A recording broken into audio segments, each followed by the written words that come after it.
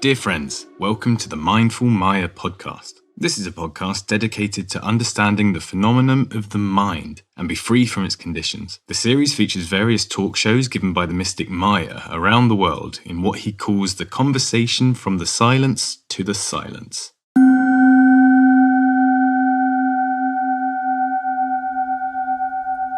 Maya, dear beloved, what is this search? What is it about? Why this constant awaiting of something, knowingly that whenever we get it, we don't get it. Yet we keep on searching, yet we keep on waiting, and we don't know what we're waiting for. We don't know what we are waiting about, yet we keep on waiting. There seems this long awaiting of something that nothing can fill. Sometimes we're waiting for something to happen, some accomplishments. Yet,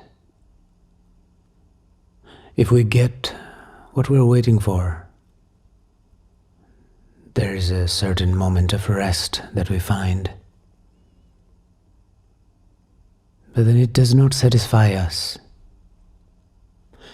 It seems like there's some sort of fun in the waiting and not in getting what we wait for.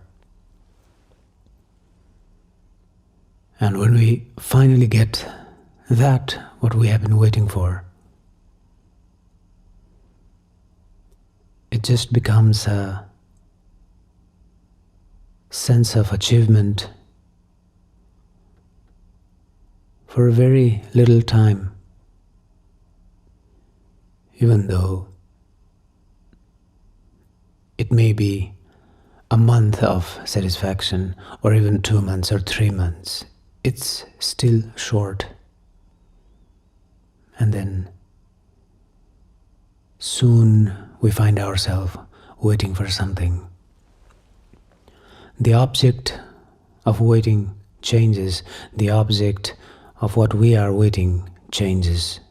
Sometimes it is something very, very tangible.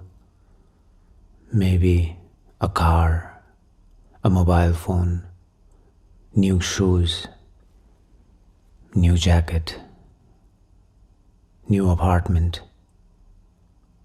Sometimes it may be a person that we want to see, a family member, or our loved ones, a girlfriend, a boyfriend. It may be anything. But the object of search, when we get that, when we get what we wanted, it remains calm for a while, and it seems that this calmness has come from all the stress of the waiting itself. And soon enough, we find ourselves searching for something. In reality, the search is there. And the object of this search keeps on changing. None of the object we find or we achieve satisfied us, and none of the object we will achieve will satisfy us. Yet this search will continue. So this search looks like it is something eternal, that it keeps on repeating again and again, that we don't find an end to it. We don't find what we are looking for. This raises a question in us. Is there something when we find it, when we get it, when we achieve it, that the search stops? Or it also can be seen in this way that This search, if it was not there, we would not progress as a humanity. We would not develop, we would not create. But really, is it so? Do we only create? Do we only progress? Do we only achieve because we want something? Or can we achieve, progress, create without wanting something? If we develop, progress, create, achieve something because we want it, then it seems that we are deeply rooted into our selfishness, our ego. And this can be a personal ego or a collective ego, or a personal selfishness or a collective selfishness. Can there be a way where we do something without this selfishness that we have? Can we do something just like Krishna said, that do your karma and don't expect or don't wait for the result. Indeed, don't wait for the result to be on your side. And it seems like we're all waiting for the result to happen to our side, to fulfill this little me. And this little me never gets fulfilled with anything. And one after another, one after another, one after another, this little me goes on asking for more and more and more, and it never gets satisfied with anything. From the eyes of mysticisms around the world, and from the eyes of Tantra and meditation and yoga, this search that we are so desperate about is because we don't have ourselves. We may have everything we want, we may achieve everything we want, but as long as we don't have ourselves, we're not satisfied. And what does having ourselves mean? Is it the realization of what we are from within? Is it the realization of all the hidden or those states of consciousness that we're not familiar with within ourselves? Is it the realization of that? Because when we fall asleep, we still are, but our ambitions, our desires, our goals, our waiting, our searching, all goes away. If we look into the state of sleeping, if we look somebody sleeping in a deep, deep sleep, we find them really, really peaceful and calm.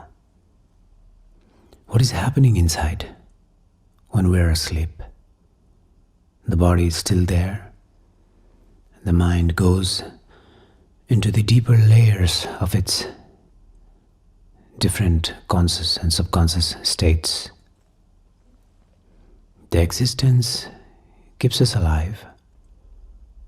Everything does its function in our body that we need to stay alive and continue. Yet, as we wake up, our search comes back. We're looking for something. Just like the state of sleeping where we find ourselves at some point in meditation,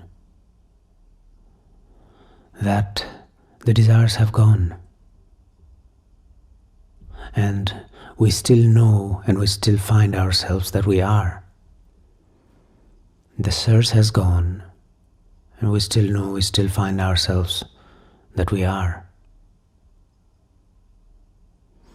In fact, only the ever-present happening or the ever-present here and now, this very moment remains. as soon as the thoughts go away, or let's say, as soon as the mind calms down, the search somehow stops. And this happens in totally conscious state. We don't have to fall asleep for that. We don't have to go unconscious for that. The search stops simply.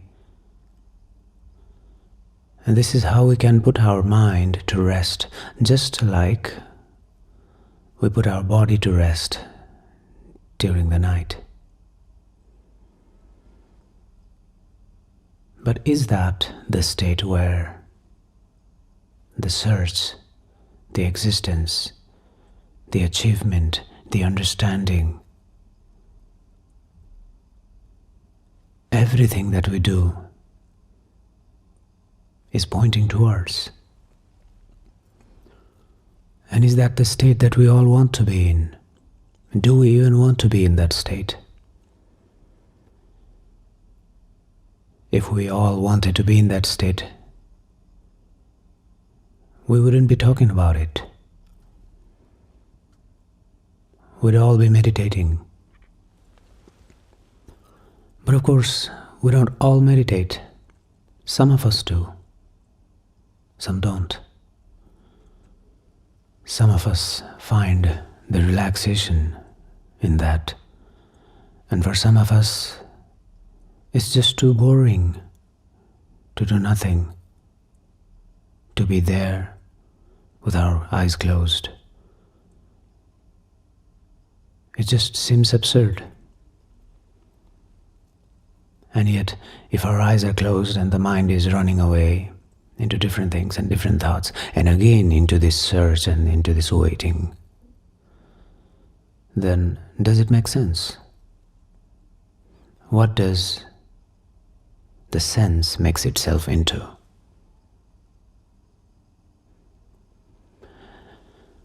And the mind wants something to happen.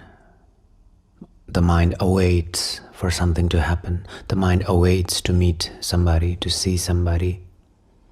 The mind awaits to accomplish something, and it does everything to accomplish something, to see something, to be somewhere, to achieve something. And in the same way, the mind also awaits, or wishes, or wants, desires to achieve meditation just as the way it wants to achieve a new car or a new apartment. The desires of the mind has no limits, has no ends.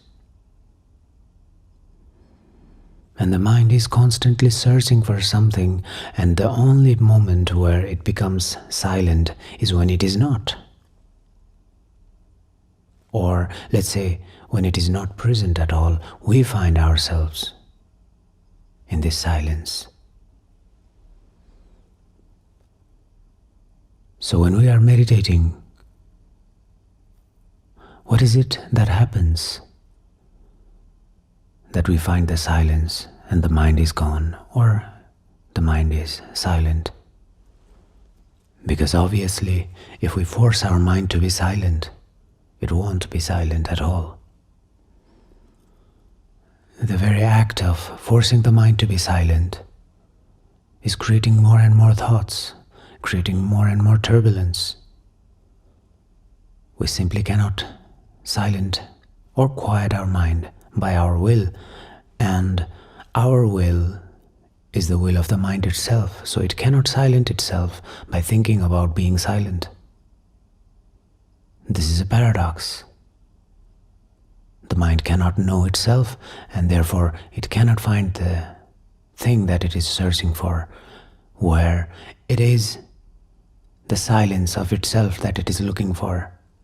And when it is silent, it is not.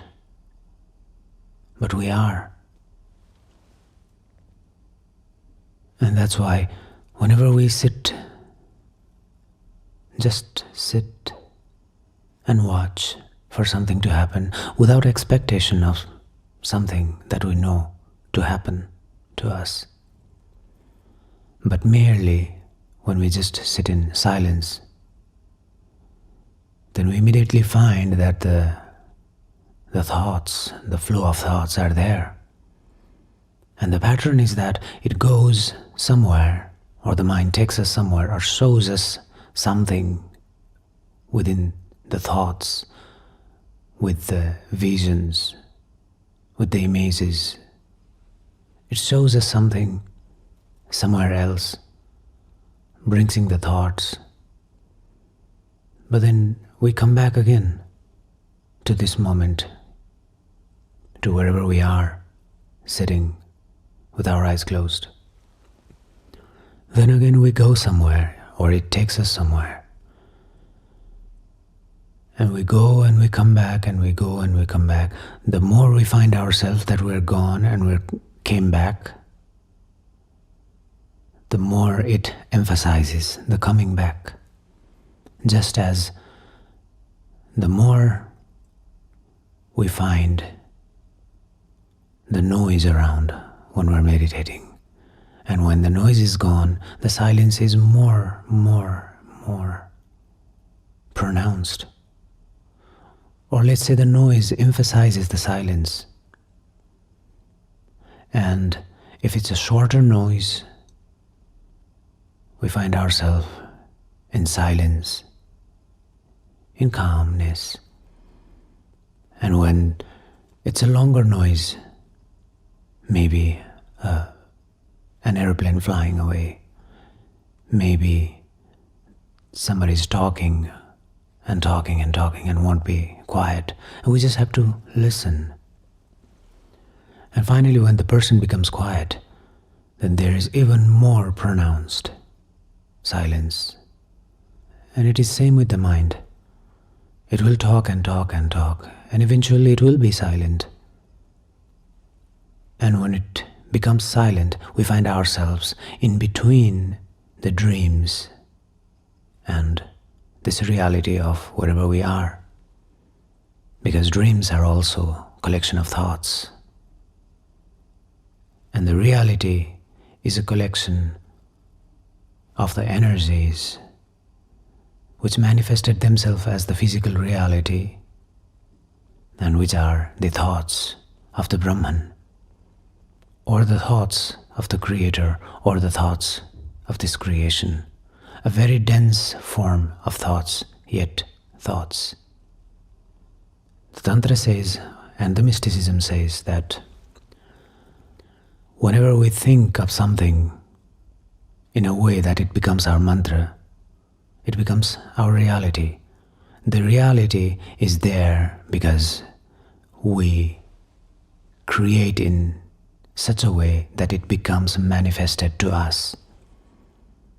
And the neurons that developed a brain in us, that developed a connection to the psyche in us, has created a magnificent way of perceiving this existence as we perceive it. And it is not just an individual's way of perceiving the reality, it is the collective way of perceiving the reality. The brain is not separate, we're all connected. And we perceive this reality as it is, as we perceive today, how we're perceiving it. So it is all thoughts, it is all very, very subtle forms of vibrations or flowing energies, just like a subtle form of flowing energies whenever we sit closing our eyes and watching. They're just flowing there for a while, they go away, they come back. And this reality has stayed there permanently because we, in our collective, grand collective subconscious, created it. And whenever we look at it, it exists. And whenever we don't look at it, it ceases to be. Yet, it immediately exists as soon as we look at it. So when our eyes are closed and our mind becomes silent, the whole reality ceases to be, the whole dream ceases to be, yet this consciousness that knows that it is there continues to be. And that is where all the search that we have, that they become silent. Exactly at that moment, exactly at that state of being, we don't have anything. We don't have our identities.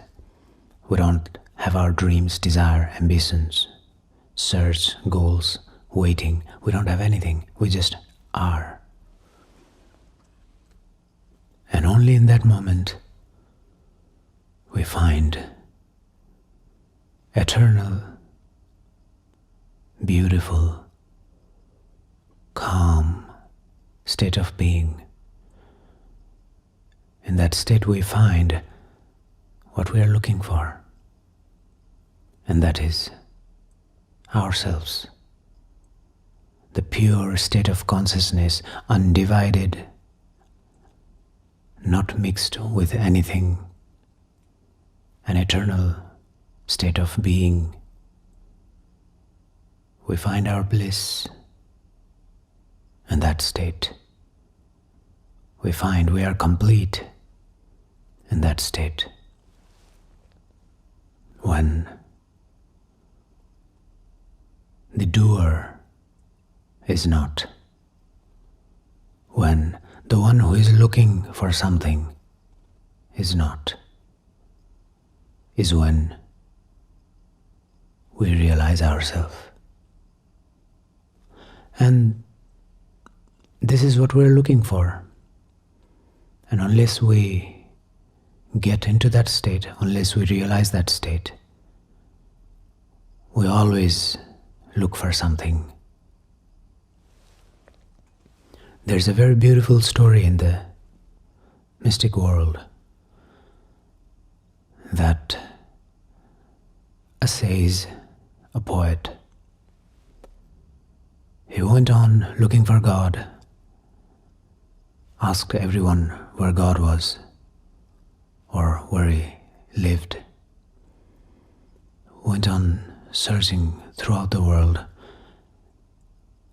and when he found out where the God lived, and he went very close to the house where he was living in, and he was about to knock on the door,